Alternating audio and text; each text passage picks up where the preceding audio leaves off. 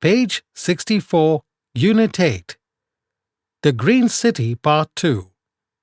Listen and follow the text. The creature stared at the two children for a minute or two. Then he pointed to himself and said, "Jim, you?"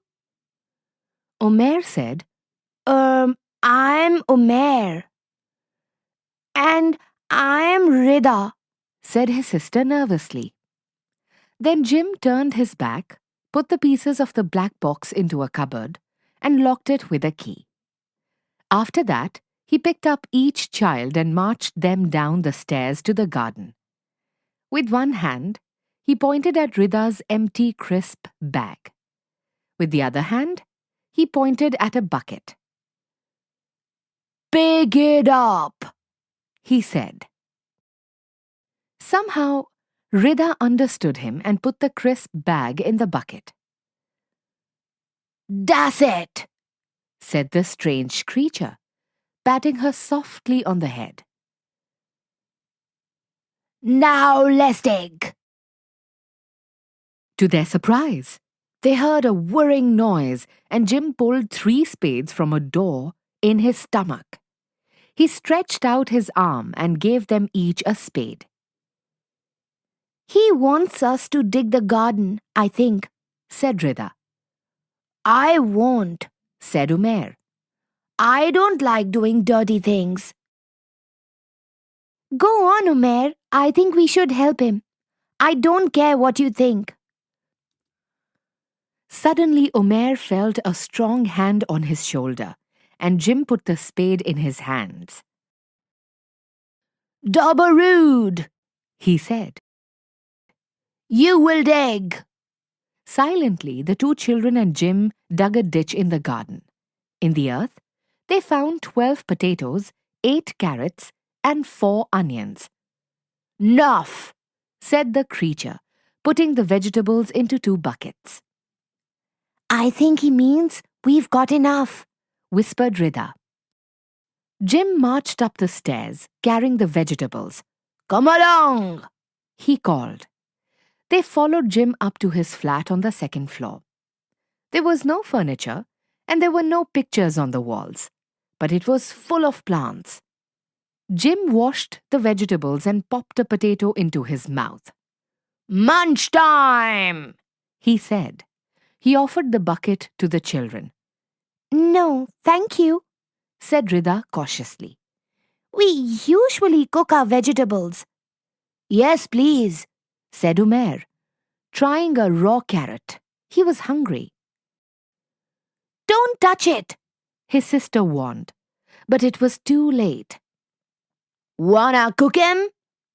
Jim said to Rida. He put the potatoes, vegetables, and onions into something like a microwave oven and turned a switch. Rida did not know what to do. She was worried. The vegetables could be dangerous, but she wanted to be polite. In the end, she ate them, though they were not very tasty. That night, they slept on the hard floor of the flat. In the morning, they had potatoes, carrots, and onions for breakfast again. Then Jim took out a large rectangle of black glass and some wires. He started working on it, humming to himself. Umair watched Jim curiously. "Wow, I think it's a solar panel," he said.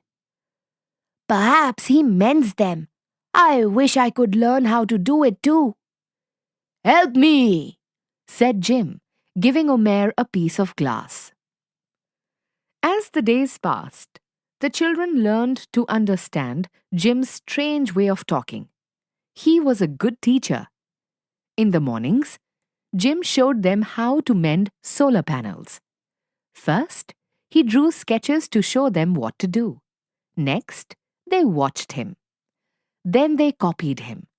Finally, they mended the panels by themselves. In the afternoons, they looked after the garden. Jim showed the children how to plant seeds and look after the plants. Each day, they found it easier. In the evening, Rida showed Jim how to play on the game's console, and Umair showed him how to do handstands.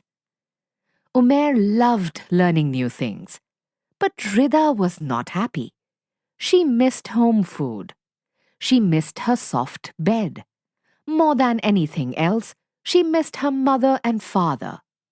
One night, Jim found her crying.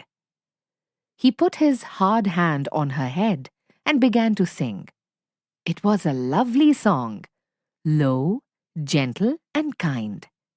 The next day, Jim carried a bunch of keys up to the roof. He unlocked the cupboard and took out the sides of the black box. He put it together, then covered it with solar panels. "Time to go home," he said. "But first, what'd you learn?" I learned to mend electric panels," said Umair. "And to grow vegetables," said Rida. "What else?" asked Jim. "I learned to be polite to Rida," said Umair. "And I learned to trust someone different from me," said Rida. "What you going to do when you go home?" asked Jim. "I'm going to put litter in the bin when I go home," said Umair. "And I'll try out new things," said Rida. "Well done," said Jim. "Off you go now." He opened the door of the black box. "Thanks, Jim," said Umair. "We had a great adventure." Rida felt both happy and sad. "Goodbye, dear Jim," she said. "Thank you for looking after us. I want to give you my games console. I won't play with it when I get home. I'm going to make a garden instead." As he closed the door behind them, she was almost sure that she saw tears in Jim's many eyes.